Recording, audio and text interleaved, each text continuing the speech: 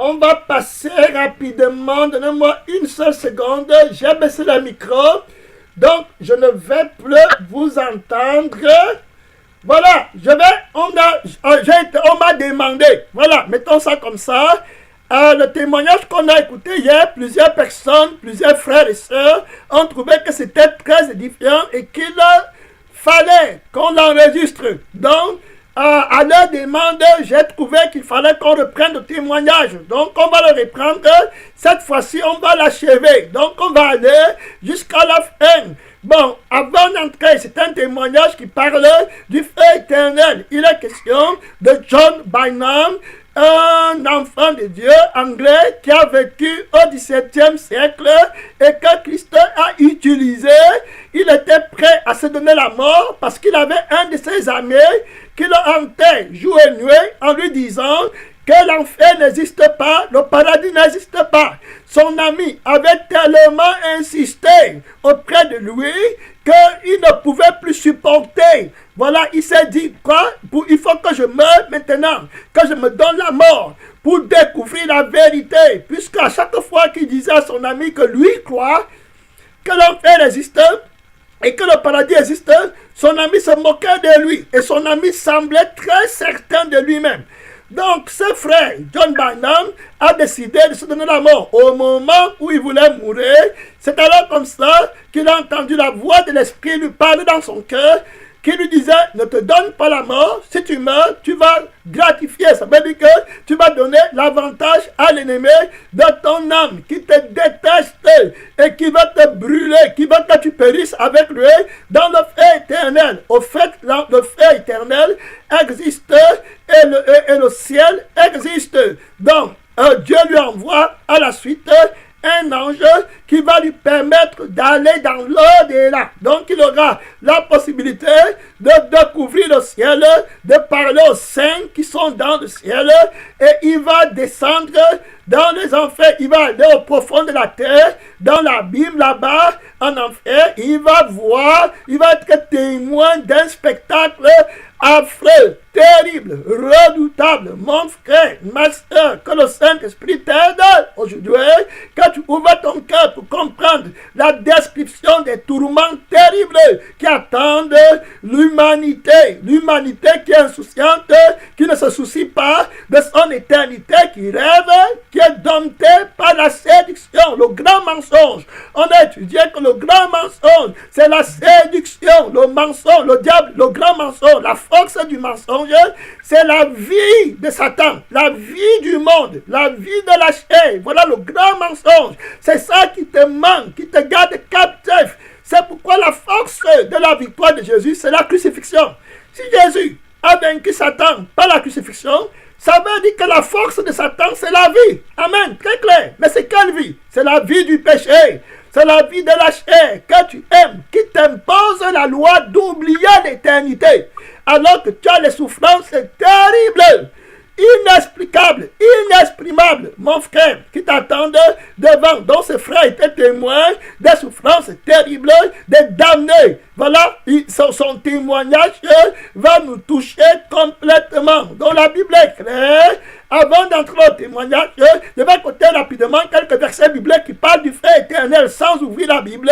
Tu comprends que Jésus a dit, voilà, que ne craignez pas celui qui peut tuer le corps et qui après ne peut rien faire, mais craignez celui qui peut tuer le corps et l'âme et jeter dans le feu éternel. On parle de souffrances éternelles, terribles, dont tu n'en as même pas, mon frère, connaissance. Tu ne peux même pas t'imaginer ce qui t'attend devant.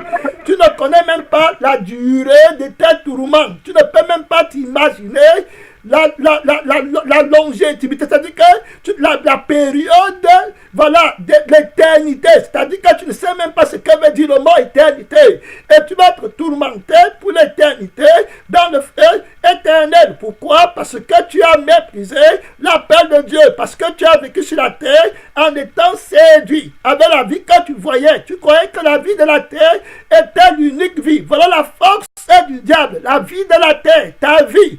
Et c'est cette vie qui est un poison qui va t'amener dans le feu éternel. Je ne vais pas faire beaucoup de commentaires.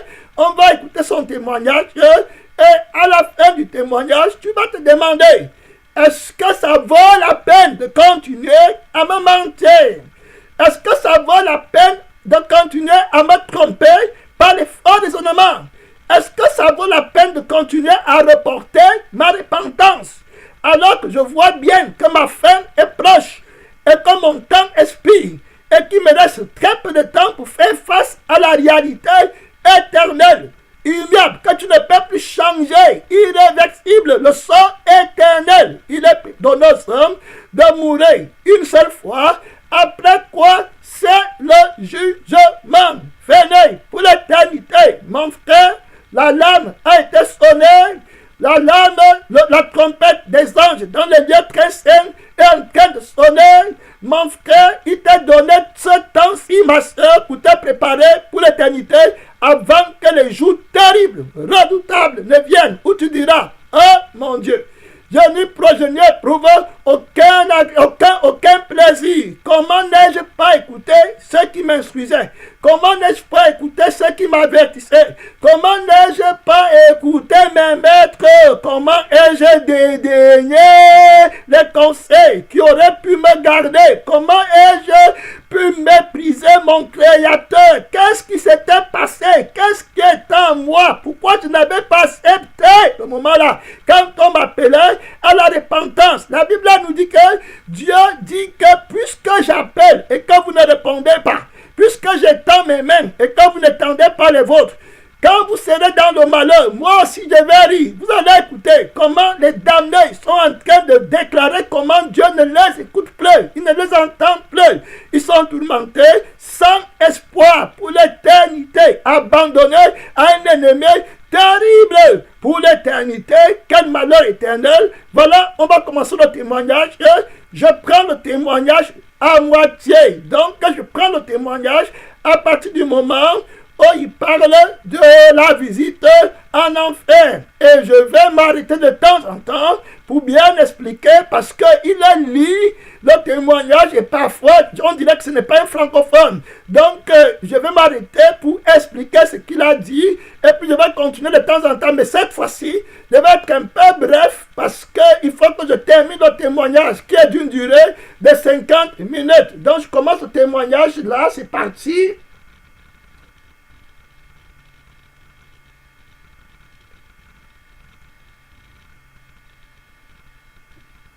Du ciel ne promet la victoire plus que je ne le efface. Mais, continua-t-il avec une voix changée, cette bataille est aiguisée ton désir de le connaître et de l'expérimenter davantage. Car personne ne peut connaître pleinement le bonheur dont nous jouissons ici tant qu'il n'est pas venu pour y participer. Dans ce lieu bien cher, et ici, je n'en ai aucune autre. Nous sommes tous enfants d'un seul Père et serviteurs d'un Maître dont le Père. Là, dans un lac sulfureux de feu liquide, limité par la chaîne de diamants du décret et fixe accent aigu par le ciel, Lucifer était assis sur un tronc.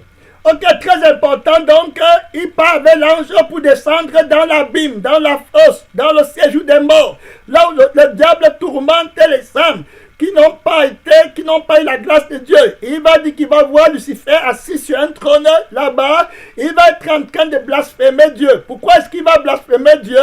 Parce que quand cet homme qu'on appelle John Barnum, revenant du ciel, avait l'ange qui l'amenait pour visiter l'enfer, il dit que les démons qui les ont vus venir, parce qu'il y a les démons dans l'espace. Quand tu quittes le ciel pour aller en enfer, tu descends. Donc, tu traverses les catégories des démons.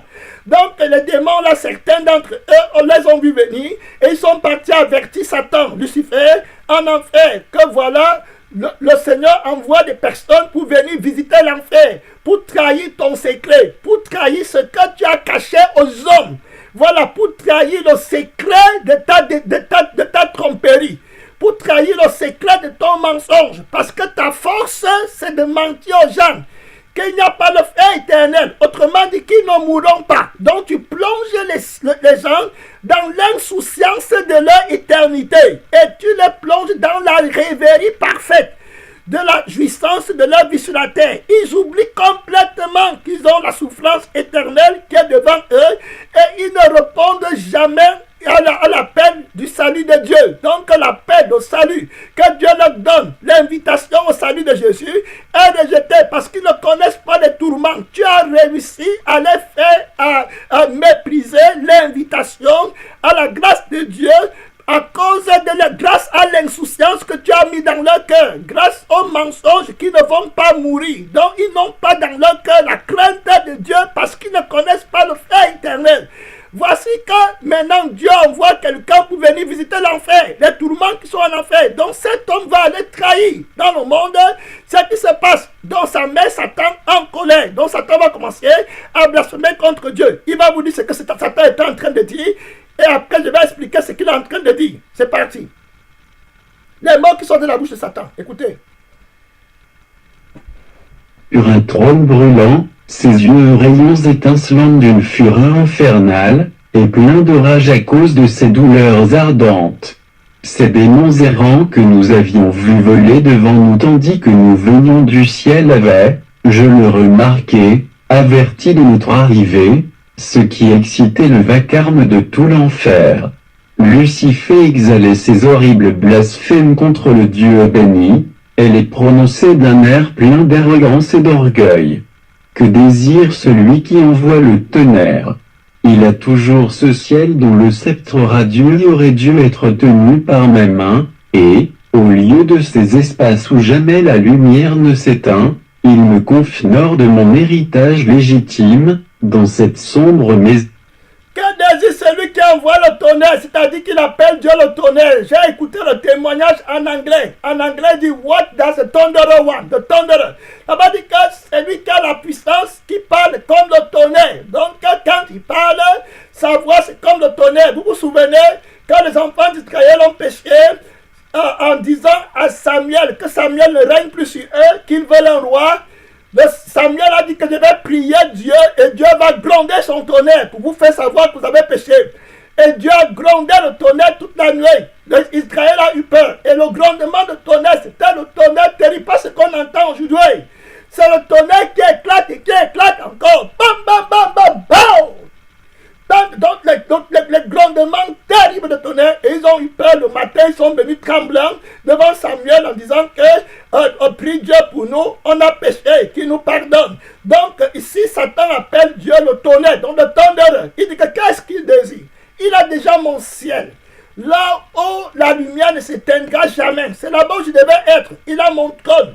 Je devais m'asseoir sur le trône là et ce sont mes mains qui devaient porter le sceptre d'or. Qu'est-ce qu'il veut encore? Il veut venir prendre même l'enfer, il veut même venir m'insulter ici. Non, je ne vais pas le laisser le faire.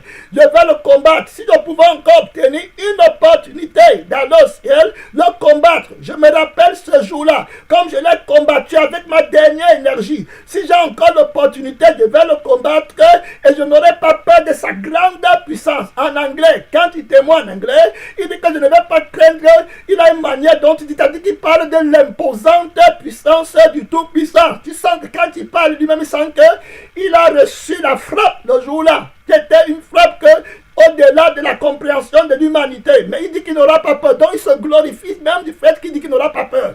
Voilà, donc c'est ce qu'il dit tout à l'heure, comme vous allez écouter, voilà ce qu'il va être en train de dire. Et il va dire que malgré cela, mes souvenirs, malgré le fait que je ne peux plus dire, après il va dire, si je pouvais encore avoir une opportunité d'aller lutter, d'aller revendiquer, d'aller combattre pour avoir le royaume du ciel. Mais cette opportunité est perdue. Et il va changer de voix. Il va dire, je ne pourrai plus avoir ça. Mais au moins, ma consolation maintenant, c'est que la douleur des hommes me console. Donc l'humanité vient en enfer et je les tourmente pour des siècles en attendant que le maître vienne. Ces tourments sont pour moi une consolation. Donc voilà ce qu'il va dire maintenant en blasphème contre Dieu. Donc vous pouvez écouter, vous allez bien écouter maintenant quand il va articuler. Parce que si je ne vous explique pas avant, vous n'allez pas bien écouter ce qu'il est en train de dire. Tellement il lit vite aussi. Écoutez ce qu'il va dire. Ça c'est Satan qui parle. En cette sombre maison de mort, de tristesse et de douleur, quoi voudrait-il me prendre l'enfer aussi, pour qu'il vienne m'insulter jusqu'ici? Ne pourrais-je obtenir une autre bataille pour éprouver, Je voudrais ébranler le ciel et faire vaciller son trône brillant. Je n'aurais pas peur non plus du dernier degré de sa puissance, bien qu'il ait des âmes plus ardentes que celles dans lesquelles il me jette. Bien qu'autrefois j'ai perdu la bataille, la faute n'en fut pas à moi. Aucun esprit ailé sous la voûte du ciel ne promet la victoire plus que je ne le efface. Mais, continua-t-il avec une voix changée, cette bataille est perdue et je suis jugé, condamné pour toujours à ces sombres territoires. Du moins, est-ce encore un réconfort pour moi que le chagrin de l'humanité tienne compagnie à ma douleur. Et depuis, je ne peux rien contre celui qui lance le tonnerre, je veux assouvir ma rage extrême sur les humains. Je fus stupéfait d'entendre que je ne peux rien faire contre l'Éternel. Le tonnerre, celui qui lance le tonnerre, il paraphrase, mais il appelle le tonnerre, ça veut dire que celui qui a la puissance comme le tonnerre, en quelque sorte, voilà. Donc, il dit que je ne peux rien faire contre lui. Donc, il a le regret de savoir qu'il ne peut rien faire, mais il dit que comme il ne peut rien faire contre le Créateur, il va assouvir sa colère sur ceux qui ont été créés à l'image du Créateur. Mon frère, la colère dont on parle, la Bible dit que le diable est descendu vers vous animé d'une grande colère. On parle de la colère d'un esprit qui est 1000 fois plus puissant que toi, intelligent que toi. Il peut créer les tortues dont tu n'en as même pas, tu ne peux même pas soupçonner l'existence pour te nuire, pour te détruire, pour te faire souffrir dans toutes les parties de ton âme. Vous allez écouter, dans toutes les parties de ton esprit, dans toutes les parties de ton corps, une souffrance complète avant que Dieu ne vous amène dans le lac de feu avec lui. Il a une grande colère et cette colère, il vient la déferler, il dit que je vais assouvir ma colère en tourmentant sa créature qui a été créée à son image. C'est pourquoi la Bible dit que Dieu allait dans le feu éternel qui a été créé pour le diable et ses anges. L'enfer n'a pas été, le feu éternel n'a pas été créé pour lui, pour l'homme. Tu ne peux pas supporter le feu éternel. C'est pourquoi Christ est venu mourir. La Bible dit que Dieu a tant aimé le monde qu'il a envoyé son Fils unique afin que quiconque croit. Croire, c'est ceux qui ont le miracle, c'est-à-dire qui ont la foi. Et qui ont la foi qui donne le miracle de la sanctification. Parce que ce n'est pas la foi que Jésus donne le miracle. Donc le miracle de la foi du salut, c'est la sanctification. Voilà ce que je veux dire, que ceux qui croient ne périssent point. C'est-à-dire que Dieu a tant aimé le monde que ceux qui croient, c'est-à-dire afin d'obtenir le miracle de la sanctification, ne périssent point dans le feu éternel, parce que ce sont ceux qui ne sont pas sanctifiés, qui sont jetés dans le lac de feu. Il faut bien comprendre la Bible, très clair, ce n'est pas une récitation.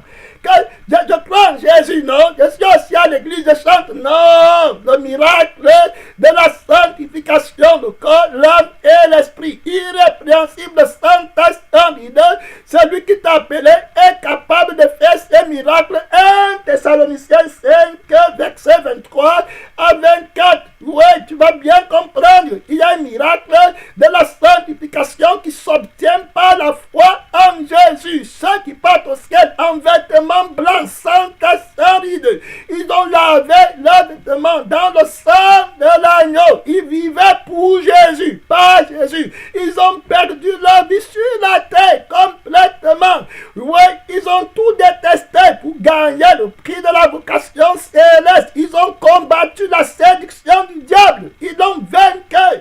Ils ont régné à leur vie, la vie de plaisir, la vie de la chair. Ils se sont identifiés à la crucifixion. Ils étaient prêts seulement à le ciel. Rien ne comptait. Pas de mariage, pas de travail. Rien ne compte. Ils n'étaient pas prêts à compromettre. S'ils avaient la nourriture et le vêtement, ça leur suffit. Voilà ceux qui partaient au ciel. Ton jugement n'est pas encore tombé. Hébreux 9, verset 27. Il est donné aux hommes de mourir une seule, pas deux fois, pas trois fois, une seule fois. On meurt toujours une fois. Quand tu comprends que comme on meurt une fois, tu es mort, il t'a donné le jugement terminé. Après la mort, il a donné aux hommes une fois de mourir. Après quoi?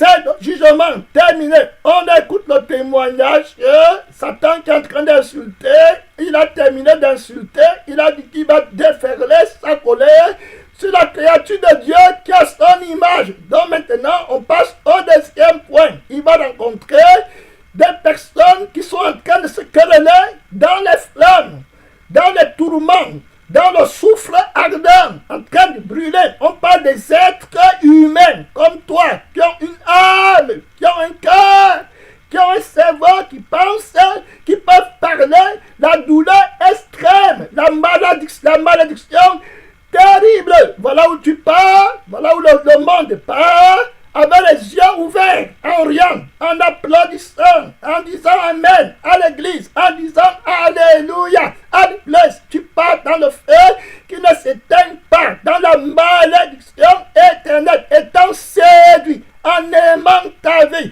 en pleurant pour les choses que tu n'as pas sur la terre, et en riant pour les choses que tu as gagnées sur la terre. Tu es dans la dictée du faux prophète, tu es dans la dictée de l'abîme. Tu es damné pour l'éternité. Jésus a dit que si tu aimes ta vie, tu la perdras. Et Jésus a dit que la paix que je donne, ce n'est pas comme le monde. Ce n'est pas la paix de maman, c'est la paix de l'esprit. Très différent, mon frère. Le repas que je donne, ce n'est pas le repas d'avoir gagné la vie sur la terre.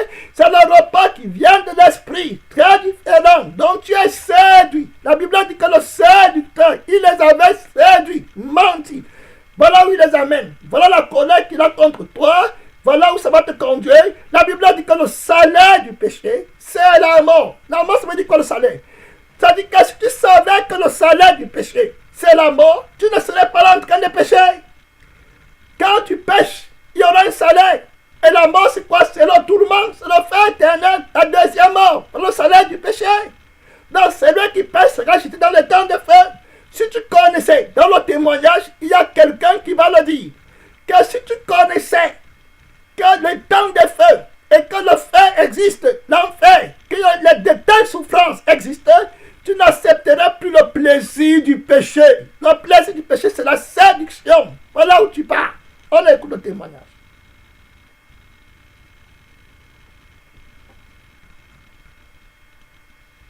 Et d'entendre son discours impie et ne put m'empêcher de dire à mon guide combien ces blasphèmes sont récompensés avec justice. Ce que tu as entendu de cet esprit apostat est tout à la fois son péché et sa punition. Pour chaque blasphème qu'il vomit contre le ciel, il rend l'enfer plus brûlant pour lui. Nous partîmes ensuite plus loin où nous assistâmes à des scènes lugubres de chagrin sans mélange. Nous vîmes de misérables âmes tourmentées par un démon qui, sans cesse, les plongeait dans le feu liquide et le soufre brûlant, tandis qu'au même moment, ils s'accusaient et se maudissaient l'un l'autre. L'un d'eux dit à son camarade tourmenté, ô accent circonflexe, que ta face soit maudite, que jamais je ne aie fixé mes yeux sur toi. C'est à toi qu'est due ma misère, je peux t'en remercier, car ce sont tes conseils qui m'ont amené ici, tu m'as tenté, c'est toi qui m'as pris ainsi au piège. C'est ta cupidité et ta tromperie et ton oppression et ton écrasement du pauvre qui m'ont conduit ici. Si tu m'avais seulement donné un bon exemple, comme on fait à un méchant, j'aurais pu être dans le ciel où j'aurais été aussi heureux que je suis maintenant misérable. Ô malheureux que je fus! C'est parce que j'ai suivi tes pas que j'en suis réduit à cet état misérable et perdu pour toujours. Oh que je n'ai jamais vu ton visage ou que tu ne sois jamais né pour faire à mon âme tout le mal que tu lui as fait. L'autre misérable répondit, et ne puis-je pas aussi bien te blâmer? Car ne te souviens-tu pas combien, en tel temps et en tel lieu, tu m'as tenté, tu m'as conduit dehors et tu m'as demandé si je ne voulais pas aller avec toi quand j'étais occupé à mon autre travail, ma profession légale? Mais tu m'as appelé à la quitter, c'est pourquoi tu es aussi fautif que moi. Si j'étais cupide, toi, tu étais orgueilleux, et si tu as appris de moi ta cupidité, je suis sûr que j'ai appris de toi mon orgueil et mon ivrognerie, et si tu as appris de moi à tricher, toi, tu m'as enseigné à convoiter, à mentir, à me moquer de la bonté. Ainsi, bien que je t'ai fait commettre des fautes en certaines choses, toi, tu m'as entraîné à trébucher sur beaucoup d'autres, c'est pourquoi, si tu me blâmes, je peux te blâmer tout autant. Et si j'ai à répondre de tes actions les plus malpropres, tu as aussi à répondre pour quelques-unes des miennes. Je souhaite n'être jamais venu ici, ta seule vue blesse mon âme en rendant de nouveau présent à mes yeux le péché. Ce fut avec toi que j'ai péché. Ô accent circonflexe douleur de mon âme. Ici, on parle de deux personnes qui étaient des amis sur la terre pour pécher. Pour pécher, c'est bon. On t'enseigne la fausse doctrine à l'église. Amen. Alléluia. C'est bon. Ils s'entendaient bien sur la terre. Ils se moquaient de Dieu. Quand tu t'accordes dans la voie de la chair, facile. La Bible dit qu'on ne connaît personne selon la chair.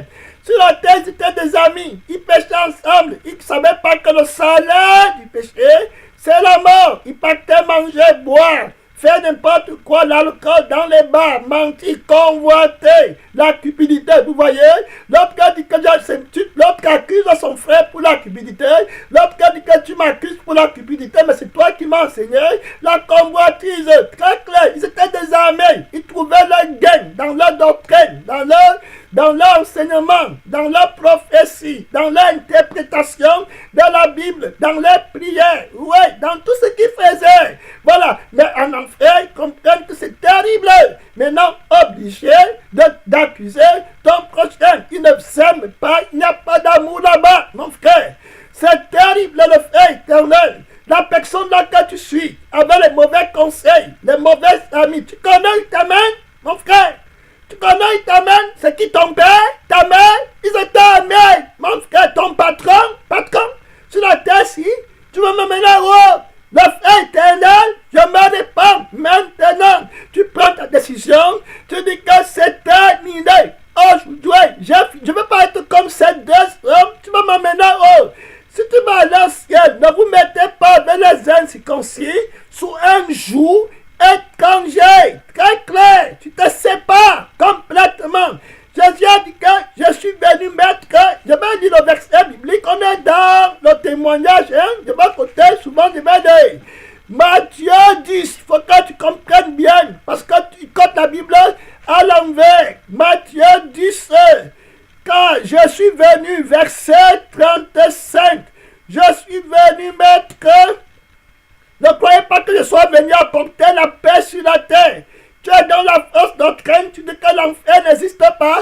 On donne des témoignages comme ça. Au lieu de t'humilier, tu commences à dire qu'on utilise le témoin de l'enfer pour faire peur aux gens. Alors que la Bible dit que la crainte de l'Éternel, c'est le commencement de la sagesse. Alors que Jésus dit qu'il faut craindre Dieu.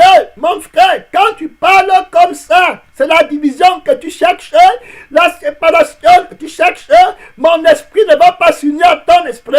Je me sépare de toi maintenant, pas demain, pas après-demain. Je ne te suis pas. Je ne t'ai jamais connu. Tu n'as jamais prié avec moi. On n'a jamais été frères. On n'a jamais cherché l'éternité. Ensemble, on te parle du frère qui ne s'éteint pas pour des siècles infinis. Mon frère, ce qui ne peut pas changer, c'est que les anges craignent. Tu ne crains pas. Tu prends le chemin que les Gabriel au ciel ont eu peur de craindre. Le chemin que les Michel, l'ange Michel au ciel, a eu peur de prendre, c'est le chemin là que toi, une fourmi, tu vas prendre dans le feu éternel et tu vas me conduire dans la séduction. Je renonce à toi, je renonce à la dénomination là, je renonce à tout ce que tu enseignes, si ce n'est pas dans le but de m'amener au ciel. Que servira-t-il un homme de gagner toute la terre s'il perdait son âme? On a vu que même si tu vends toute la terre, ça ne peut pas faire vivre une fourmi. Et c'est mon âme avec lequel tu t'amuses comme ça? Non, mon frère, je te laisse. Jésus dit que ne croyez pas que je sois venu apporter la paix sur la terre. Je ne suis pas venu apporter la paix, mais l'épée. Car je suis venu mettre la division entre l'homme et son père. Tu as compris ce qui est mon père? Parce que mon père, Je n'ai pas de père. Mon père, c'est Dieu. C'est Jésus-Christ. Je renonce à tout père de la chair qui ne veut pas croire en Dieu et qui a la mission du diable pour m'amener dans le feu éternel. Je ne t'ai jamais connu. Quand Jésus arrive, la Bible dit que je mets la division entre la fille et la mère. Il faut bien comprendre, hein? Il dit que la division entre la belle-fille et sa belle-mère. Et l'homme aura pour ennemi les gens de sa maison. Jésus continue, il t'avise. Celui qui aime son père ou sa mère plus que moi n'est pas digne de moi. Il faut bien écouter. En 9 minutes, en enfer, tu vas comprendre. Tu vas écouter les plans tout à l'heure. Tu vas écouter. Il dit que celui qui aime son fils ou sa fille plus que moi n'est pas digne de moi. Celui qui ne prend pas sa croix et ne me suit pas n'est pas digne de moi. Il faut bien écouter. Donc tu n'as pas la croix, tu n'es pas chrétien, tu n'es pas aposté, tu ne prêches pas la croix, ferme l'église, tu es en train de tuer les gens. Toute église qui ne prêche pas la croix de Christ, fermez les portes, vous êtes en train de tuer les gens. La Bible dit que celui qui conserve, il faut écouter les paroles fortes de mon ami. Il dit que si tu conserves ta vie, tu comprends? Ça veut dire qu'il t'a trouvé avec une vie. Si tu conserves la vie là, écoute ce qu'il dit, c'est les morts pour mort. Pourquoi beaucoup partent en enfer? C'est lui qui conservera sa vie, la perdra. Il dit bien, et celui qui la perdra à cause de moi. Là, tu as compris. Hein? Ta vie, si tu la conserves, pour Jésus, c'est une abomination. C'est un péché. Si tu conserves ta vie, elle est perdue. Pour entrer dans la nouveauté de vie. Il va dire celui qui voudra gagner sa vie, la perdra. Il va dire celui qui aime sa vie dans Jean 12, verset 35. Si tu aimes ta vie, tu la perdras. Donc, vous voyez, il ne marche pas les mots. Il est clair. Donc, tu as écouté. Donc, les deux personnes-ci, tu marches avec lui. Pourquoi? Là, voilà qui se connaissent maintenant dans le feu. Tu marchais d'abord. Qu'est-ce qui t'avait mis avec lui?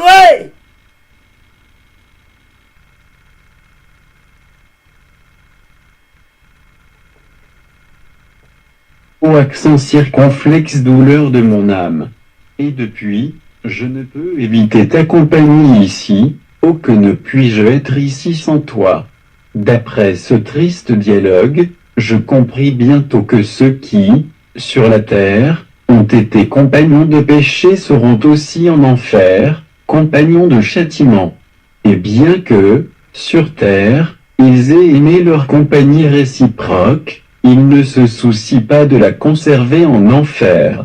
Ceci, je crois, fut la vraie raison pour laquelle le riche, Luc 16, parut être aussi préoccupé de la destinée de ses frères jusqu'à prier Abraham de faire avertir ses compagnons de péché sur la terre.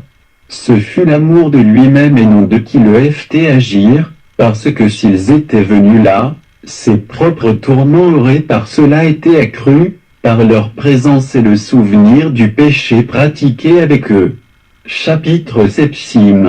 Torture de l'enfer. Mais il y eut encore de plus tragiques scènes de douleur, car, en quittant ces deux malheureux maudits s'accusant chacun d'être l'auteur de la mise. Ok, rapidement, je peux m'arrêter. Si là, ça va passer vite. Il va tomber sur la situation où on est en train de tourmenter une femme terriblement, au point où les douleurs, la pleurs, les cris de cette femme l'ont interpellé. Il était obligé de s'arrêter.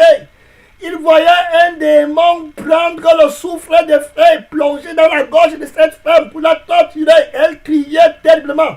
Au fait, il va dire, le démon va lui dire qu'il va demander au démon pourquoi tu tortures une créature comme toi. Le démon va lui dire que c'est à cause de sa cupidité, l'amour de l'argent.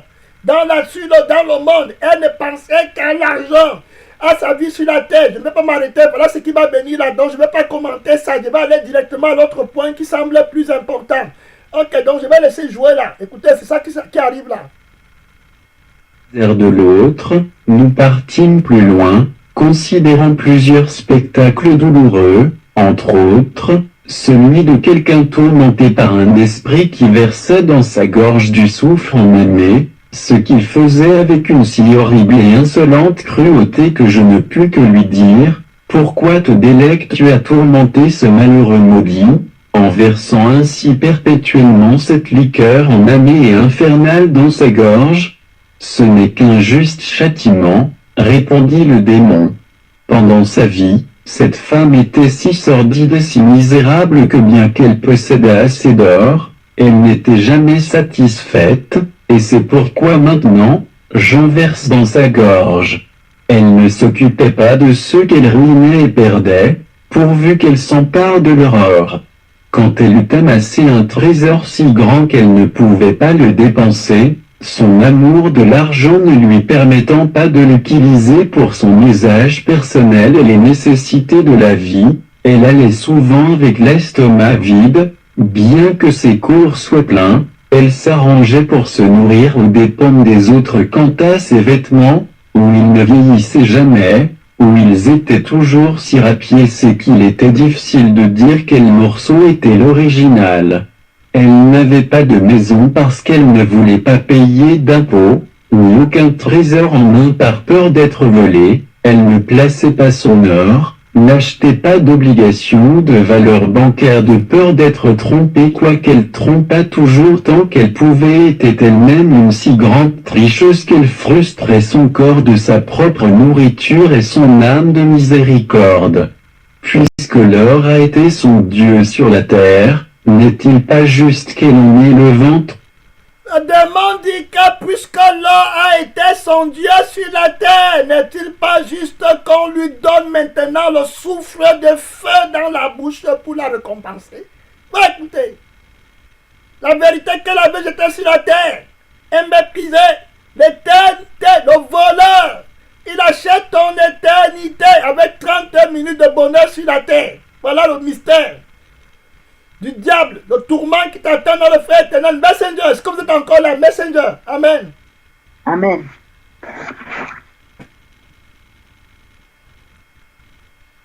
Rempli en enfer, quand son tourmenteur eut fini de parler, je demandai s'il disait la vérité, oui ou non. Elle me répondit, non, à mon grand chagrin, ce qu'il dit est faux. Comment, dis-je, à votre grand chagrin? Oui, à mon grand chagrin, dit-elle. Parce que, si ce que mon bourreau vous dit était vrai, je serais plus satisfaite. Il vous dit que c'est de l'or qu'il verse dans ma gorge, mais c'est un démon menteur et il parle faussement. Si c'était de l'or, je ne me serais jamais plainte. Mais il m'abuse, et au lieu d'or, il me donne seulement du soufre horrible et fétide. Aurais-je mon or, je serais heureuse encore, si j'en avais ici, je l'emploierais entièrement à corrompre le ciel pour pouvoir être éloigné de ce lieu. Je ne pus m'empêcher de dire à mon guide combien j'étais stupéfait d'entendre une malheureuse en enfer même se cramponner ainsi à ses richesses, bien qu'elle ait dû les laisser sur la terre et que, maintenant, elle se trouve entre les mains de ses bourreaux. Ceci peut te convaincre, dit-il, que le péché est le plus grand de tous les maux, et que quand l'amour du péché règne dans une vie, la plus grande punition d'un homme est d'être abandonné à cet amour. L'amour de l'or, auquel cette créature maudite s'était abandonnée qui la poursuit jusqu'ici sans qu'elle puisse le satisfaire, est un châtiment plus pénible pour elle que celui que les esprits mauvais lui énigent en ce lieu. Oh, dis-je, ne serait-il pas possible aux hommes méchants, sur la terre, d'appliquer un petit moment l'oreille à la bouche de l'enfer et d'entendre les cris eurayants des âmes damnées? Ils ne pourraient plus jamais aimer le péché. La Bible nous dit, d'autre part, que ceux qui n'écoutent pas la parole prêchée par les serviteurs de Dieu, pas plus qu'ils n'ont de respect pour ce qu'elle contient, ne se laisseraient pas persuader, même si quelqu'un venait droit de l'enfer pour les avertir. Nous n'arrivâmes pas beaucoup plus loin avant d'apercevoir une âme damnée étendue sur un lit de... Ok, donc avant d'entrer dans l'autre point, vous comprenez comment il dit que si les personnes qui aiment les plaisirs sur la terre pouvaient au moins pencher leur oreille pour écouter la bouche de l'enfer, c'est-à-dire que les tourments qui sortent de l'enfer, c'est que l'enfer déclare à leur sujet. Ils n'aimeraient plus le monde, ils n'aimeraient plus leur vie sur la terre, ils vont être amis de Jésus. Parce que quand tu connais le tourment qui t'attend, tu vas détester ta vie sur la terre. Tu vois? Le problème, c'est pourquoi le faux prophète ne veut jamais que tu connaisses que le feu éternel existe. Il a enlevé ça de l'église. Il dit à Adam et Ève, il dit à Ève qu'absolument Dieu sait que vous ne mourrez pas. Voilà le problème. Donc il te dit encore, je dis qu'il n'y a pas de lac de feu. C'est pourquoi tu vis pour chercher la solution des problèmes du monde. Mais si tu savais que tu as le lac de feu qui t'attend pour des siècles éternels, tu détesterais ta vie sur la terre, puisque tu n'as rien encore qu'attendre que soit le feu éternel ou aller au ciel. Très clair, tu vois. Il faut savoir que le plus grand mensonge qui va t'amener dans le feu éternel, c'est que tu crois que le feu éternel n'existe pas.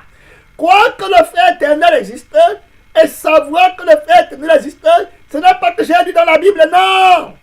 Tu dois avoir la révélation des tourments du feu éternel dans ta vie. Connaître ce que ça veut dire. Avoir l'esprit qui témoigne. Voilà. La crainte de Dieu dans ton cœur. La Bible dit que l'esprit de crainte de l'éternel. Voilà comment tu connais. Tu crains Dieu. On ne craint pas Dieu pour rien. Jésus dit que crains-le. Pourquoi? Parce que c'est lui qui peut t'envoyer dans le feu éternel. Voilà pourquoi Jésus est clair. On ne craint pas quelqu'un pour rien.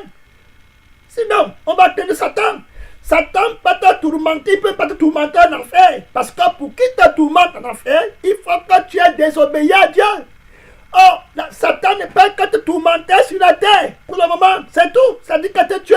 Et on ne craint pas la mort physique. Mais Dieu va te tourmenter pour l'éternité. Est-ce que tu comprends? Tu vois, c'est ça que tu ne connais pas.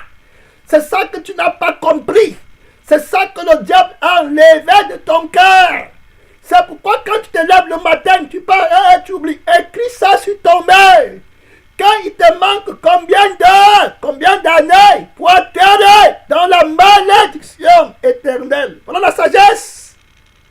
Écris sur ta porte. Écris sur la portière de ta voiture. Écris sur ton habit avant que tu partes. Tu regardes que le feu éternel, c'est une réalité que je ne dois jamais oublier. Je veille pour aller au ciel et puis fuir la colère à venir. Voilà pourquoi je suis sur la terre. Aucune souffrance de la terre ne peut être comparée au lac de feu pour l'éternité. Tu écris sur tes portes partout. Avant de manger sur l'assiette, tu écris. Quand tu laves, tu regardes, tu dis, oui, voici la réalité. Je n'oublierai pas. C'est ce que Dieu a dit. Écris ça sur les linteaux de ta porte. Mon frère, médite-le jour et nuit. Qu'on ne s'amuse pas avec Dieu. Dieu n'est pas un homme. Quand tu t'es dit non, c'est non pour l'éternité. Fini. Après la mort, c'est terminé. Tu as bien compris. On ne joue pas avec la parole. Jésus a dit que c'est qu'un homme aura semé, il le moissonnera, il le récoltera. Jésus a dit que le ciel et la terre vont passer, mais mes paroles ne passeront jamais. Il a dit qu'au dernier jour, il va dire à ceux qui sont à sa gauche, retirez-vous de moi, maudit, allez dans le feu qui est commande éternel. Milliards de siècles, tu ne fais que recommencer, perpétuel recommencement. Donc le feu est à cause du petit sexe, à cause de la petite voiture. Voilà pourquoi tu vas passer les milliards de siècles et des milliards de siècles. C'est-à-dire qu'après des milliards et des milliards de siècles, quand Jésus arrive, il te dit que tu viens de recommencer. Parce que l'éternité, on ne compte pas le temps. Il faut bien comprendre. Si on compte déjà un jour, ça veut dire que ce n'est plus éternel. Parce que tout ce qui commence a une fin. Donc, éternité, c'est quand tu passes des milliards et des milliards de temps. On dit toujours que c'est zéro. Tu n'as pas avancé. Parce que si tu avances, c'est pour arriver un jour. Tu n'arriveras jamais. Tu pars où là, mon frère? Tu pars où? C'est étant exposé à la doctrine comme ça, au témoignage fort de Jésus comme ça, tu rentres, tu ne te répands pas aujourd'hui, tu vas te repentir quand? tu ne seras jamais enfant de Dieu. Tu vas être un religieux. Tu vas faire la repentance de Judas Iscariote. La repentance avec le calcul dans la tête. Et qui ne seront pas acceptés. Par conséquent, tu n'iras pas à Jésus. Tu vas aller faire repentance pour ta vie, pour toi-même, pour apaiser ta conscience. Et tu ne verras jamais Jésus. Parce que pour quand Judas revoit Jésus, il faut qu'il parte à la croix. Il n'ira jamais à la croix. Il a trahi Jésus. C'est terminé pour lui. Quelle malédiction. Écoute le témoignage. Écoute bien. Tu n'es pas encore mort. Quand ta mort, terminé. On a déjà dit quand tu meurs, je serai le premier à t'oublier très vite. Et ta femme va t'oublier très vite. Ton enfant va t'oublier. Le diable va s'arranger qu'on t'oublie très vite, très rapidement. On va commencer à partager tes habits. On va commencer à discuter. Oh, c'était ma maison, c'était ma voiture. C'était ta femme va aller, ton mari va aller.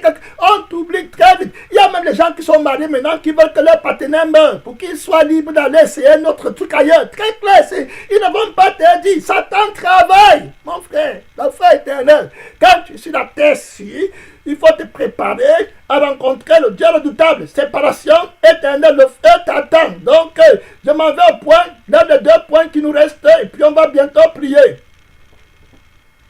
Tendu sur un lit de fer brûlant, presque étoué, accent aigu par le soufre, et qui criait comme quelqu'un en proie à une angoisse mortelle, avec une note de désespoir qui me fait exprimer à mon guide le désir de nous arrêter un moment pour que je puisse écouter plus attentivement ce qu'elle disait, et c'est ainsi que je l'entendis parler comme suit: ô misérable damné, perdu pour toujours, ô c'est me tuant, pour toujours. Là maintenant, il arrive dans un cas particulier, quelqu'un qui pleure. Et il exprime le regret éternel de son âme.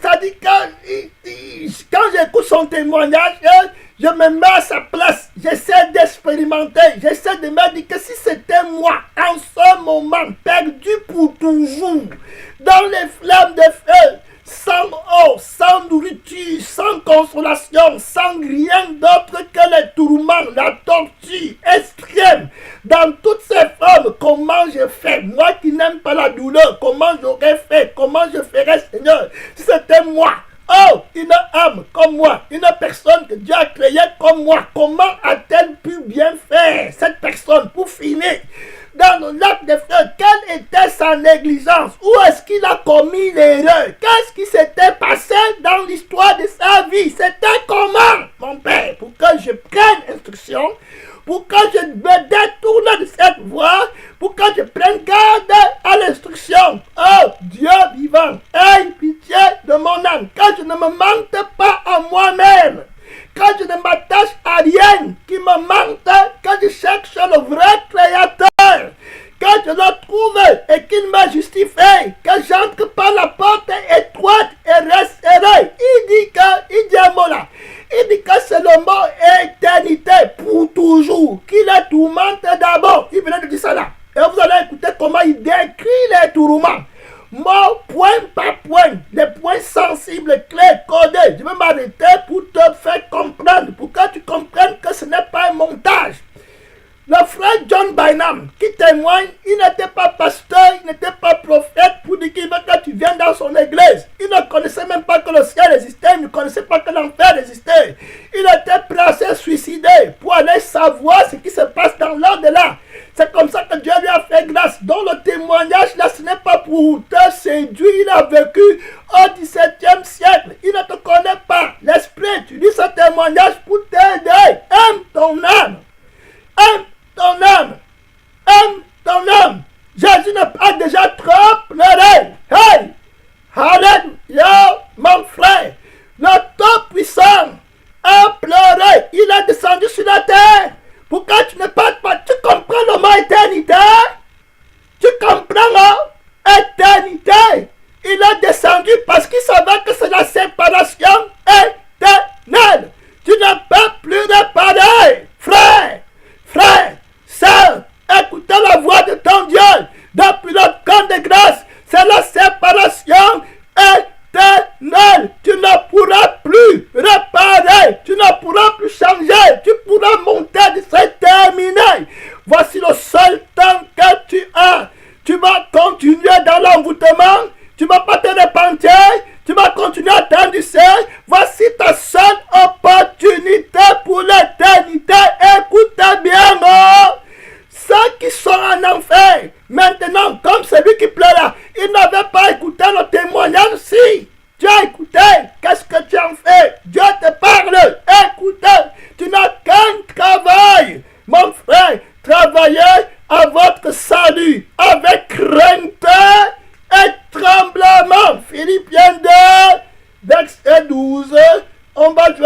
témoignage, frère. Ma soeur, écoute le témoignage avant d'aller t'amuser. Tu n'as aucune distraction. Laisse ton téléphone. Tu pars en enfer. Quel téléphone? Laisse les réunions familiales. C'est bon à rien. Toute la famille part en enfer. Frère, sœur, réveille-toi. Tu es chrétien. Tu avais l'esprit de Dieu. L'esprit de crainte de l'Éternel. Réveille-toi. L'affaire réelle, ce n'est pas les blagues, c'est la réalité. Tu dors où là? Tu es dans le cimetière? Tu es où? On t'a envoûté? Jésus te réveille, c'est la réalité. Famille, qu'est-ce qui te distrait? Écoute le témoignage. David. Et me tuant, pour toujours. 1 millier de milliers d'années ne serait-il pas suffisant pour porter cette douleur que si je pouvais la fuir, je ne voudrais pas supporter pour 1 millier de monde? Non, non, ma misère n'aura jamais de FM, après le 1000 milliers d'années, ce sera encore pour toujours. Est-ce que tu comprends? Quand on explique souvent, tu crois qu'on abuse. Et lui, il est en enfer, il explique. Il dit que non, maintenant je reconnais qu'après des milliers d'années, ça sera toujours pour toujours. Est-ce que tu as compris? Tu ne peux pas comprendre parce que le faux prophète, Satan, il est en toi. Il dit que ça n'entre pas. Tout va entrer. Toute doctrine là, ça va entrer dans la tête. Mais pour ce qui est du fait éternel, ça n'entre pas ici. J'ai enlevé. La Bible dit que Dieu a mis dans ton cœur la pensée de l'éternité. Lui, il est entré dans ton cœur pour enlever. Voilà. Quand quelqu'un écoute le malin vient, il enlève. Donc Satan est celui qui a enlevé la pensée de l'éternité dans ton cœur. Pour toujours. Le mot pour toujours. Dans le feu. Et tu es en train de t'amuser. Tu vas te lever le matin, tu as un problème, tu mentionnes encore un autre problème alors que tu as un seul. Pourquoi ce n'est pas dans le cœur? C'est pas de problème. Tu es mort. 7 fois mort. Déjà fini. Terminé. Dans l'activité. L'activisme, que tu étais chrétien.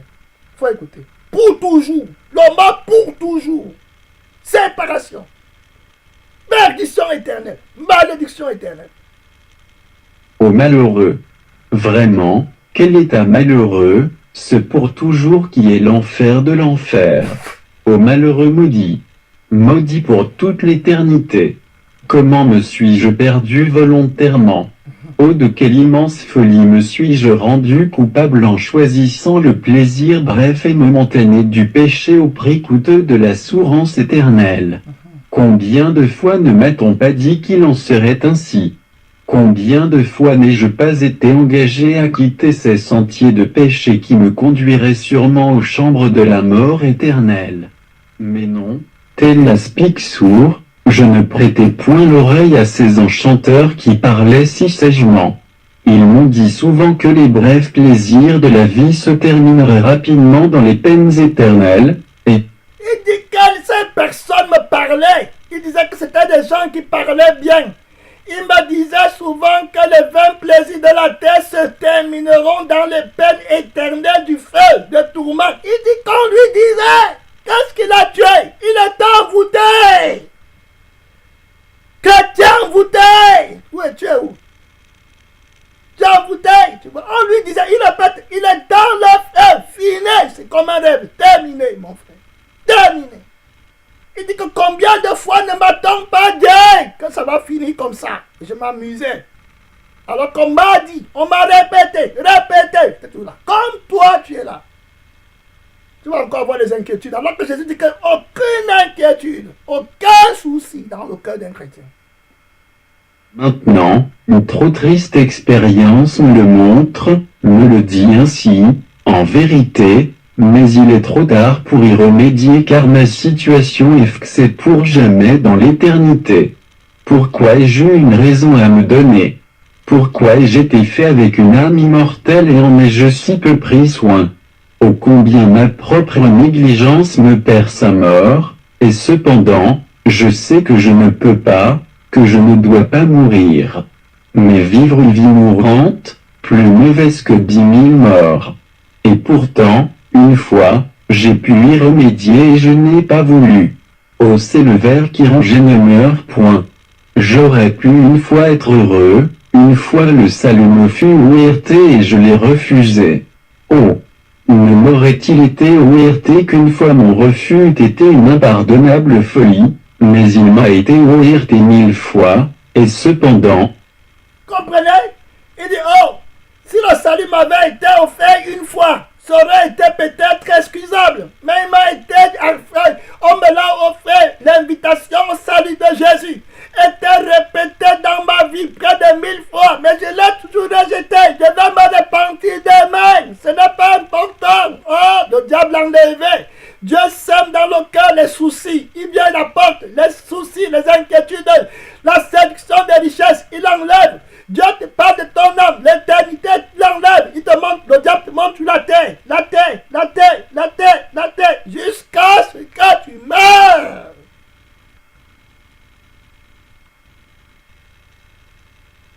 Misérable que je fus, je l'ai 1000 fois refusé. Ô accent circonflexe péché maudit qui, avec ses plaisirs trompeurs ensorcelle l'humanité et la conduit à la ruine éternelle. Est-ce que vous comprenez comment il est sage? Il dit que, oh, misérable, péché, séducteur, qui ensorcelle l'humanité et la conduit à la perdition éternelle. Vous comprenez les paroles de quelqu'un qui a très brûlé? Il pleure dans son âme. Il exprime la réalité de la tromperie qu'il a eue. Pourquoi il est au feu éternel? Il maudit le plaisir que Jésus avait dit de détester. Comprends? Le Créateur lui avait dit que déteste ta vie. C'est la vie du diable, c'est le mensonge. Aussi longtemps que tu l'aimes, tu as ta place garantie dans le feu éternel. Maintenant il comprend, il enseigne sur le péché, il en fait, c'est terminé pour lui. Frère, tu n'es pas encore allé là-bas, c'est le chemin que les anges ont craint de prendre. Ma soeur, tu es femme, tu es enfant, la souffrance là, tu vas rester là-bas pour l'éternité. Dieu a parlé, frère. Soeur, Dieu a parlé. Le Père, quand Jésus arrive là-bas, en enfer, quand les gens pleurent, les tourments, quand Jésus parle avec les gens là-bas, les frères qui partent, tu ne peux pas tenir, tu perds même connaissance, parce que les tourments que tu vois, ça ne peut pas être acceptable dans notre dimension d'homme. Tu ne peux pas croire qu'une telle chose puisse être possible. Donc tu ne peux pas, si Jésus ne te donne pas la capacité surnaturelle de tenir pour aller témoigner, pour voir, tu ne pourras pas, tu vas perdre connaissance. C'est au-delà de ta compréhension. Le tourment là, tu ne peux pas, frère.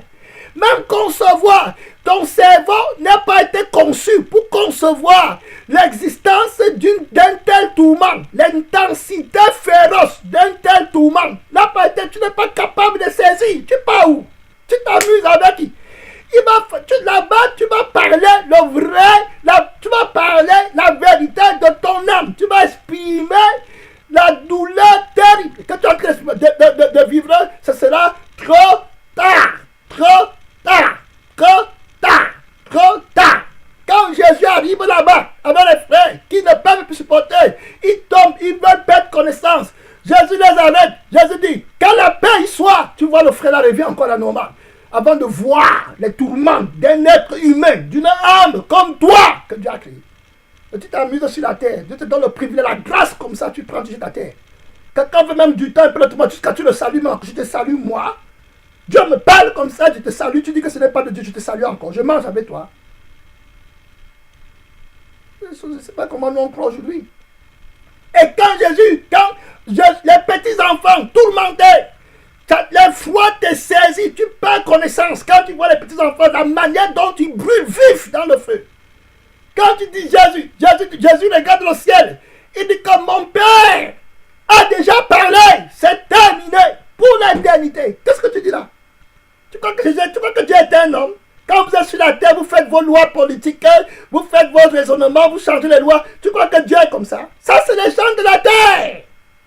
Dans les mains de Dieu, une fois, pour l'éternité, toujours, même s'il a traité son fils unique, qu'il a le fils unique, il a dit à la croix, je ne te connais plus à cause du péché. S'il a tué, c'est toi qui es qui?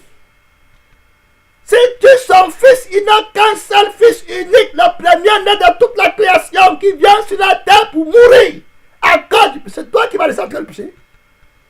Pourquoi on aime se mentir comme ça?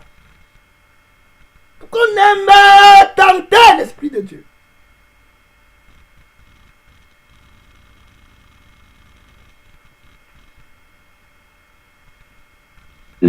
Dieu m'a si souvent appelé, mais j'ai autant de fois refusé. Il a étendu son bras, mais je n'ai pas voulu comprendre. Que de fois j'ai réduit à néant son conseil, que de fois j'ai refusé sa réprimande. Mais maintenant, la scène est changée, le cas est autre, car maintenant, il rit de ma détresse, se moque de la destruction qui fond sur moi.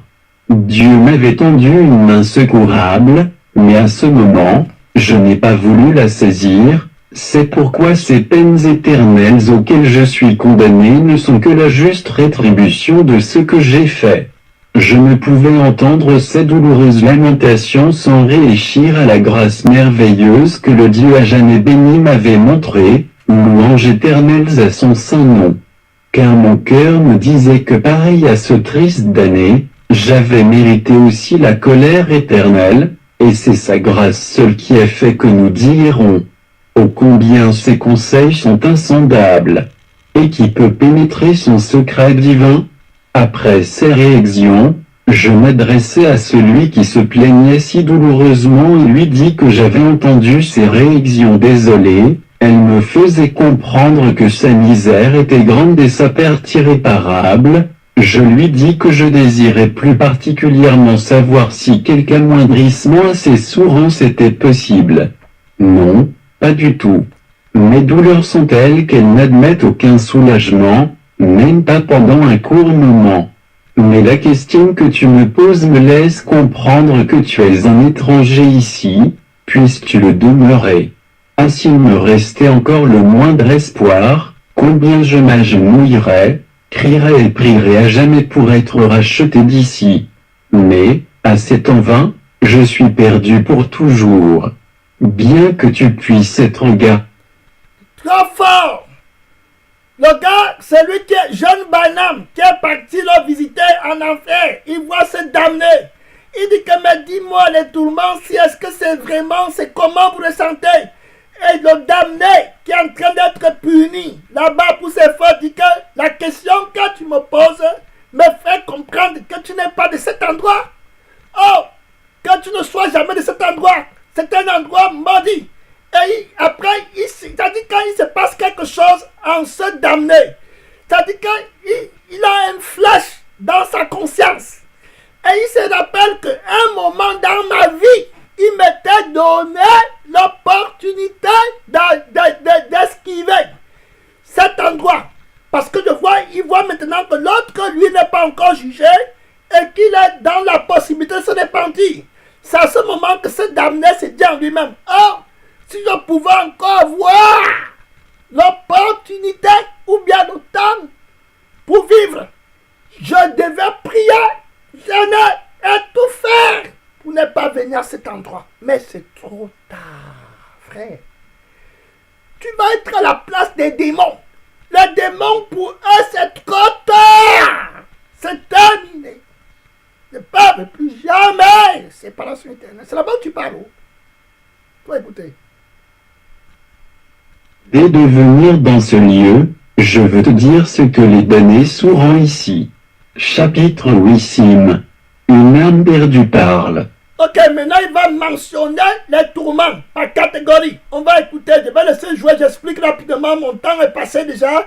Donc je joue, j'explique rapidement, mon temps est passé, je dois prendre encore peut-être 15 minutes, mon temps est passé, je vais laisser jouer.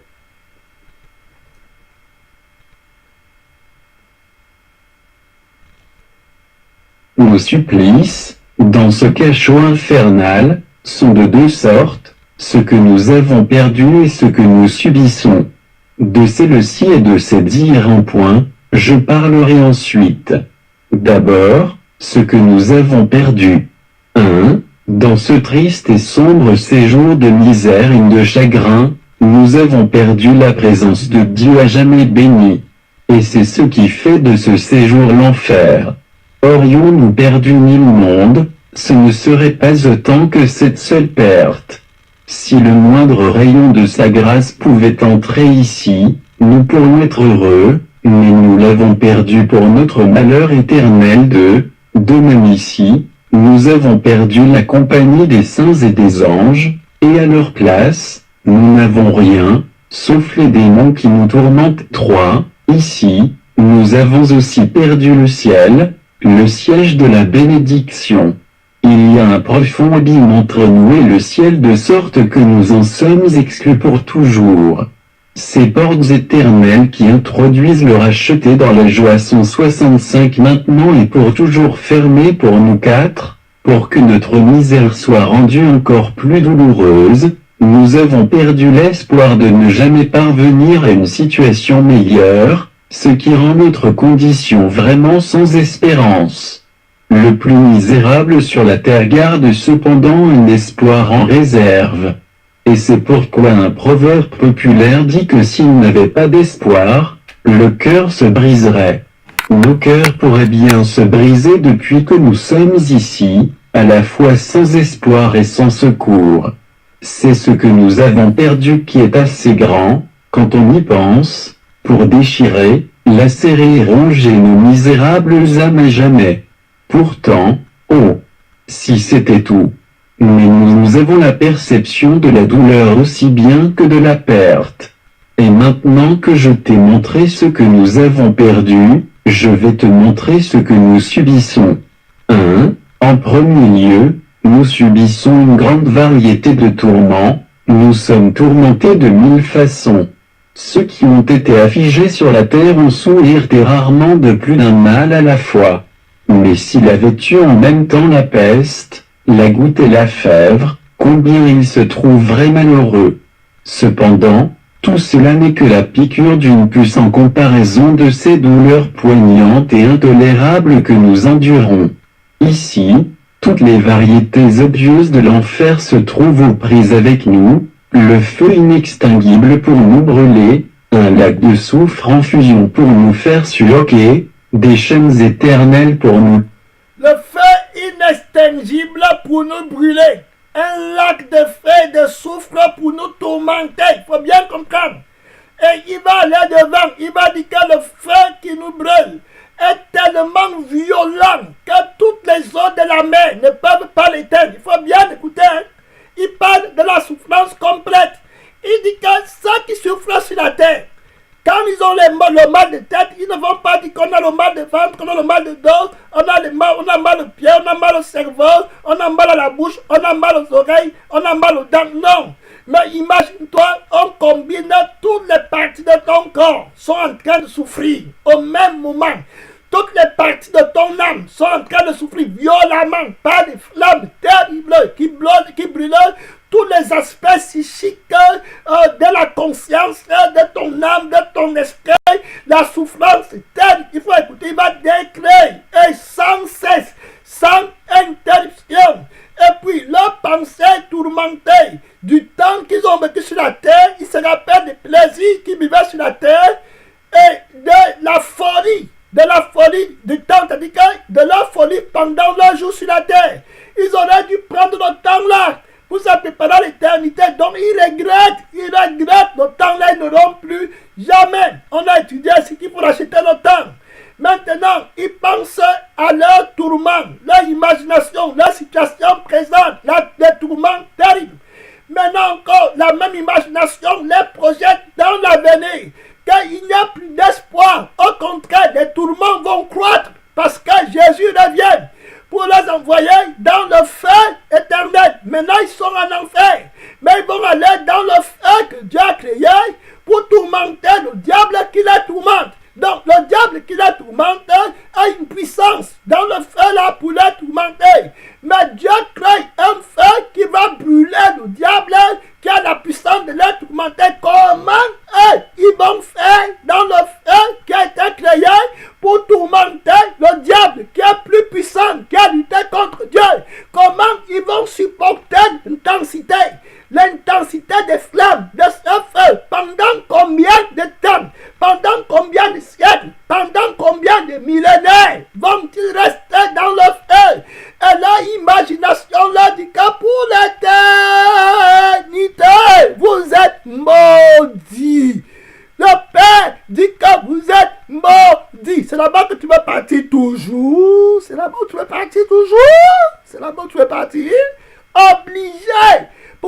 continuer à vivre comme tu veux, c'est que l'autre partie ne va pas écouter.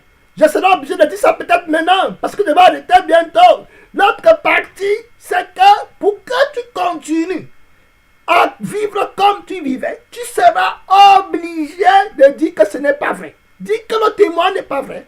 Ce n'est pas simplement de dire à la bouche, c'est de rejeter la conviction que Dieu plante dans ton cœur. Donc tu dois rejeter ça pour rentrer dans ta première décision. Je vous ai dit que la force du diable, c'est qu'il te met d'abord dans le cœur que ce n'est pas vrai. Parce que si c'est vrai, frère, tout n'a plus de sens. Rien n'a plus de sens. Tu vois que Jésus avait raison de dire que la terre ne vaut rien. Tu vois? Donc, dans l'autre partie, parce que je ne crois pas que je vais arriver là-bas, j'ai déjà fait 1h11.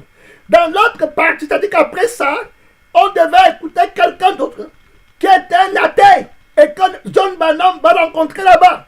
John Branham va lui dire que, mais toi, tu as écrit les livres, que Dieu n'existe pas. Tu es en enfer aujourd'hui. Et puis l'autre va dire, mais ça n'en fait plus. John Branham, celui qui est parti visiter, va lui dire, que, mais dis-moi, le livre que tu écrivais, que Dieu n'existe pas, est-ce que tu croyais vraiment dans ton cœur que Dieu n'existe pas? Il va maintenant confesser la vérité. Et vous parlez du plaisir, la force de Satan. La force de Satan. La vieille, tu ne vas pas te repentir à cause du plaisir de la vieille. Mon frère, tu ne pourras pas renoncer, tu ne pourras pas refuser la réalité là. C'est parce que tu voulais vivre bien sur la terre. Tu as peur de la souffrance. C'est pourquoi tu ne te répands pas. C'est seulement pour ça. Tu crains pourquoi? Tu vois? Le plaisir, le confort. Tu veux être à l'aise. Voilà pourquoi tu ne veux pas te repentir. Écoutez ce que la terre va dire. La terre va dire que je dois confesser que c'est le plaisir du péché qui m'a endurci envers mon Créateur. Au commencement, je croyais que mon Créateur existait parce qu'il a donné à tout homme une conscience. De savoir qu'il y a une grande conscience qui régit sa conscience et qui lui fait parler. Donc je savais que Dieu existe. Mais j'avais commencé à pécher. Et pendant que je péchais, je savais que ma conscience me disait qu'il y a un Dieu qui n'aime pas les actes que je fais. Et que comme il n'aime pas les actes que je fais, si je continue comme ça, il va me jeter dans le feu éternel. J'avais donc regardé que si je continue à croire que Dieu existe, je ne vais pas me satisfaire. C'est-à-dire que je ne vais pas avoir la jouissance du plaisir. Je ne vais pas avoir la jouissance du péché. Donc la connaissance du jugement de Dieu m'empêchait de jouir de ma vie. Donc j'étais obligé, pour accepter la jouissance parfaite sans inquiétude du péché, de déposer ma conscience et la vérité tranquille. C'est-à-dire que renoncer à la vérité pour entrer maintenant dans le mensonge. C'est-à-dire que la force de la vie de la chair, du plaisir. Voilà le mensonge. Très clair. Parce que c'est la même chose que tu fais. Parce que si tu sais que le feu éternel existe, ta vie n'a plus de sens. Donc maintenant, comme tu aimes la vie normale, comme toute la terre, le chemin large, obligé d'oublier le témoignage que tu as écouté et d'entrer dans tes activités quotidiennes. Voilà comment tu meurs. Il dit donc qu'il a accepté, il a commencé à se dire que Dieu n'existe pas. Et quand il disait que Dieu n'existe pas et que le jugement de Dieu, l'enfer n'existe pas, il pouvait coucher avec les femmes comme il voulait, il pouvait vivre comme il voulait sans rien craindre. Donc le diable donnait l'onction de la vie du plaisir. Oh mensonge, c'est-à-dire que quand tu acceptes le mensonge, il te récompense avec le plaisir parfait de la chair.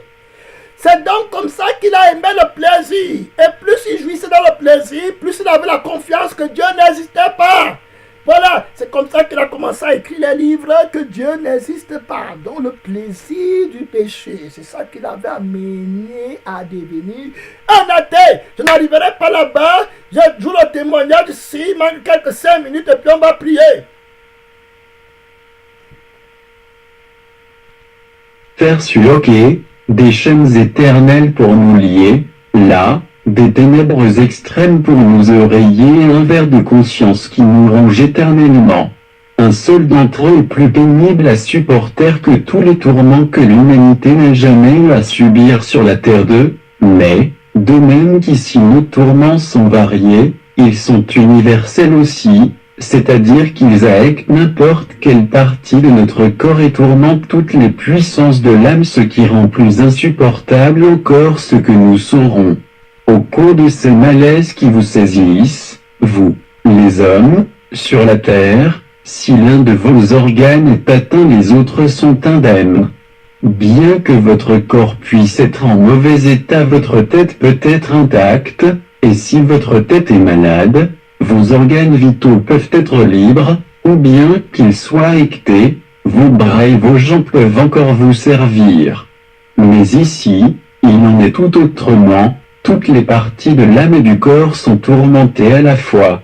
L'œil est tourmenté par la vue des démons qui lui apparaissent sous les formes les plus horribles et les noirs aspects que le péché peut leur donner.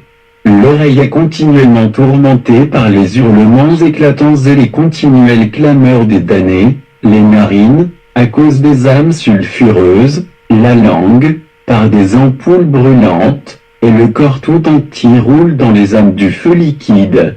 Et toutes les puissances et les facultés de nos âmes sont tourmentées. L'imagination, par la pensée de la douleur présente, la mémoire par ses réactions sur le ciel que nous avons perdu et toutes les occasions que nous avions eues d'être sauvés. Nos cerveaux sont torturés ici en considérant comment nous avons vainement passé notre temps précieux, et combien nous l'avons mal employé. Notre entendement est tourmenté à la pensée de tous nos plaisirs passés, de nos afflictions présentes, et de nos futurs chagrins qui devront durer à jamais. Et nos consciences sont torturées par un ver qui ronge continuellement l'autre chose qui rend notre misère terrible est l'excès de nos tourments. Le feu qui nous brûle est si violent que toute l'eau de la mer ne suffirait à l'éteindre. Le feu qui nous brûle est si violent que toute l'eau de la mer ne suffirait pas à l'éteindre. Il faut marquer ça, écrit dans ton cahier.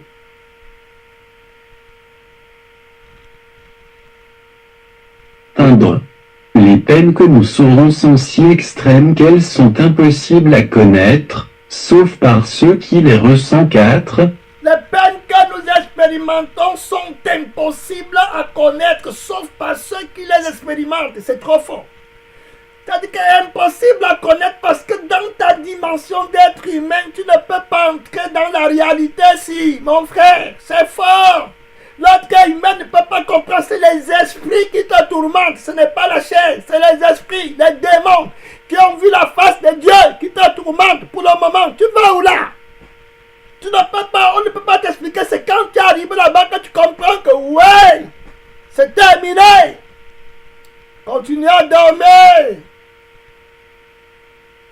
Une autre caractéristique de notre misère est que nos tourments sont incessants. Aussi variés, aussi universels et extrêmement violents qu'ils soient, ils sont de plus continuels et ne nous laissent pas le moindre repos. Si nous pouvions connaître quelques relâchements, ils pourraient être allégés. Mais ce qui rend notre condition si déplorable, c'est qu'il n'y a pas d'apaisement pour nos tourments. Ce que nous saurons maintenant, nous devrons le sourire toujours. 5. La société que nous avons ici est un autre des éléments de notre misère. Des démons qui sont nos bourreaux et des âmes tourmentées sont toute notre compagnie, les épouvantables cris perçants et les hurlements sous la cruauté de nos peines sont toute notre conversation. Et ici, les tourments endurés par nos amis d'en bas, au lieu d'amoindrir notre misère à la pensée que d'autres sourants comme nous, accroissent notre souffrance. 6. Le lieu dans lequel nous saurons est une autre cause de l'accroissement de nos douleurs.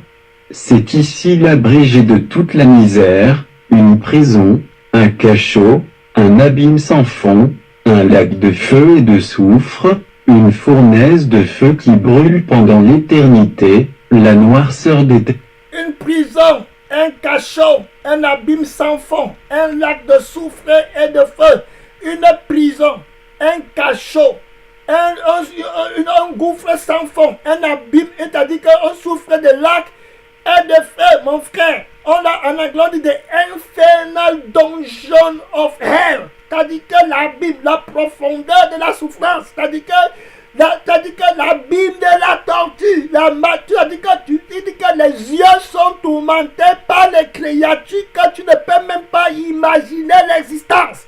C'est-à-dire qu'aller voir l'effroi, c'est-à-dire que la peur qui t'inspire. Tes oreilles sont tourmentées par les cris de terreur qui sortent des tourments, des hommes qu'on tourmente. Les cris tu es dans le feu, tu habites dans la malédiction pour des siècles et des siècles. Mon frère, je vais m'arrêter ici, je ne vais pas continuer. Le temps est passé, ouvrez le micro, une minute de prière, parle à Dieu. Tu ne vas pas finir ta course là-bas. Père Tout-Puissant, mystère de Dieu, tu nous as parlé aujourd'hui sur le danger de tomber dans le feu éternel, le feu qui ne s'éteint pas. Jésus-Christ, tu nous appelles à être éveillés, affreux, le cachot, la prison éternelle, le lac de feu, et le feu, la peine, oui Seigneur, le Dieu de la malédiction éternelle, prêt pour que Dieu t'aide, prêt pour que tu ne finisses pas là-bas, prêt pour que Jésus t'aide, un seul travail à ton salut, avec crainte et tremblement. Le temps arrive, la vérité, tu ne dois pas oublier qu'il y a le feu éternel qui t'attend. Jésus a prêché sur le feu éternel, mon frère, parce qu'il a prêché sur la crainte de Dieu. Oui, mon frère, oui, ma soeur, cherche ton salut, sauve-toi pour t'aider, sauve-toi, sauve-toi pour t'aider, sauve-toi mon frère, sauve-toi ma soeur. Le plainte de Dieu, c'est le commencement de la sagesse, il va amener toutes choses en jugement, par la terre, car demande la grâce à Jésus, aie pitié, aie pitié, Jésus, aie pitié, Jésus, aie pitié,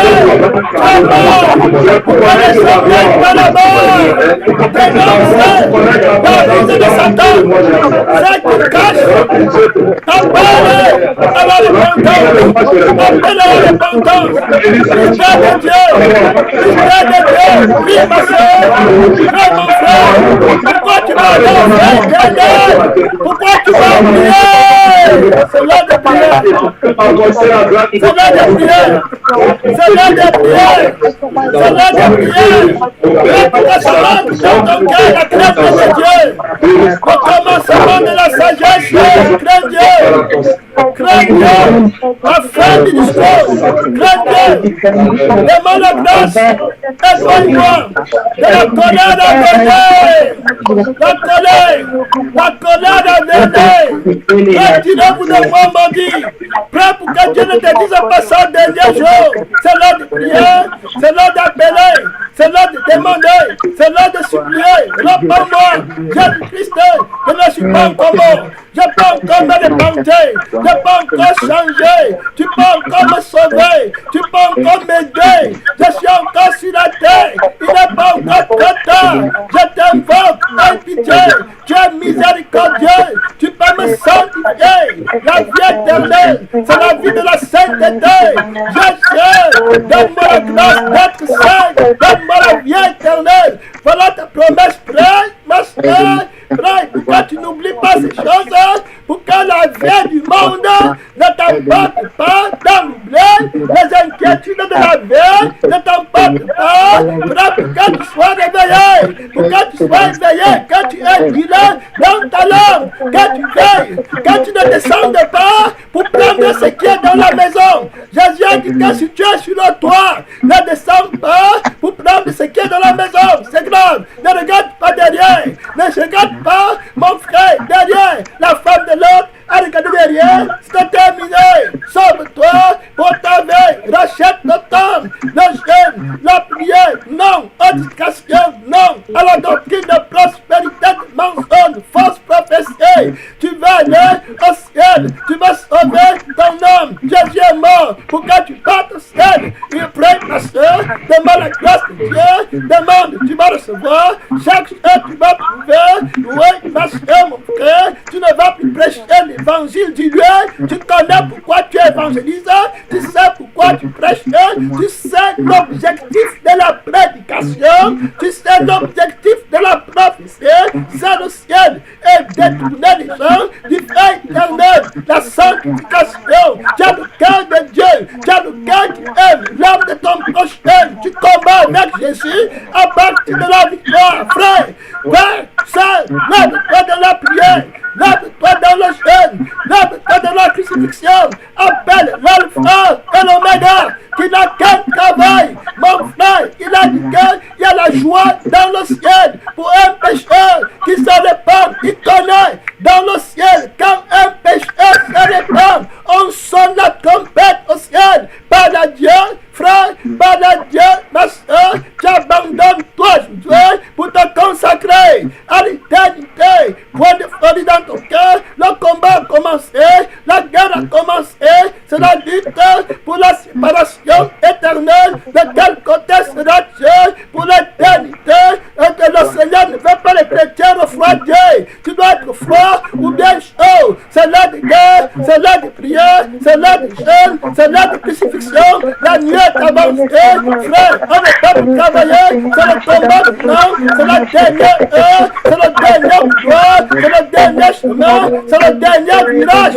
Oh, c'est la dernière page du livre de ta veille. Mon frère, réveille-toi, le diable a déjà beaucoup volé ton temps. Tu vas te repentir demain, c'est maintenant, c'est l'heure de prière, c'est l'heure de prière. Toutes les restrictions, mon frère, c'est maintenant, toute obéissance, c'est maintenant, parle à Dieu, parle à Dieu, parle à Dieu, parle à Dieu, parle à Dieu. Parle à Dieu du fond de ton cœur. Tu vas dans le ciel. Tu n'es plus religieux. C'est terminé. La fantaisie, les blagues, les rencontres de fantaisie, c'est terminé. C'est la vérité. La sortie du ciel. La consécration. L'attachement. Avec Jésus. Rien ne compte. L'éternité. Rien n'a de près. Quelle éternité maintenant. Mon frère, c'est la prière. Parce que c'est l'ordre. Voilà le cœur que je veux. Voilà les prières qui vont comprendre maintenant le sang de Jésus par le cœur, le sang de l'alliance, le sang qui parlait, restez celui d'Abel, le sang qui donne, c'est l'heure de prière, c'est l'heure de prière, c'est l'heure de prière, c'est l'heure de prière, c'est l'heure de prière, ouvrez les micros, ouvrez les micros, c'est l'heure de prière, ouvrez les micros. C'est là que tu es. C'est là que tu es. Tu vas te transformer. La traite de Dieu dans ton cœur. Tu vas transmettre Dieu, la force de Jésus dans ton cœur. Dans ton cœur. La force de la dépendance, ton frère, l'engagement,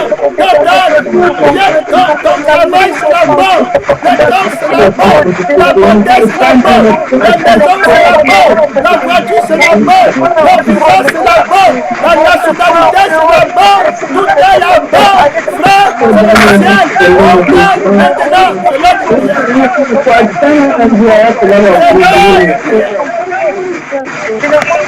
l'heure de vérité, tout est vanité, tout est vanité. Ndani ya nyumba hii yote ni kujaribu ndani ya jamaa ya baba na kuomba kushirikiana na washirikiani ili wapate nao wapige vanité de vanité. C'est ça qui a tiré de gagner tout le temps. Perdez son âme, ta négligence. Négligez ton éternité, frère, sœur, réveille-toi. Écoutez de moi, Jésus. Écoutez de moi. Fils de Dieu, écoutez de moi. La miséricordieux, écoutez de moi, que je vive pour toi. Donne-moi la vraie repentance, Jésus. Donne-moi ton cœur, Seigneur des Seigneurs. Gagnez les âmes avec toi, Jésus. Donne-moi de connaître, Fils de Dieu, le bonheur éternel. Oh, alléluia. éternel, c'est Jésus. Donne-lui tout, mon frère. Voilà ce qu'elle m'a dit, admire-le, adore-le. Il a un bon cœur, il va te couper au ciel pour l'éternité. Jésus va te couper au ciel, frère, pour l'éternité. Oh, alléluia, gloire à Dieu. Jésus a le pouvoir de mettre la vie éternelle dans lui, tout ce que tu possèdes. Aide-moi avec ton âme, avec ton esprit, avec ton corps. Il est mort pour toi. Voilà le vrai amour. Ne fais pas que tu partes dans le feu éternel. Réponds-toi, frère. Réponds-toi, ma soeur.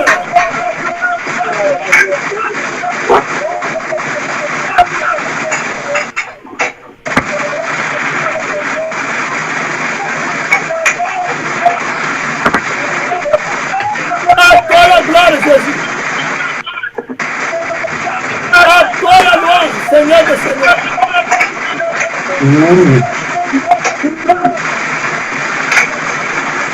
L'éducation bloquée, la prière continue.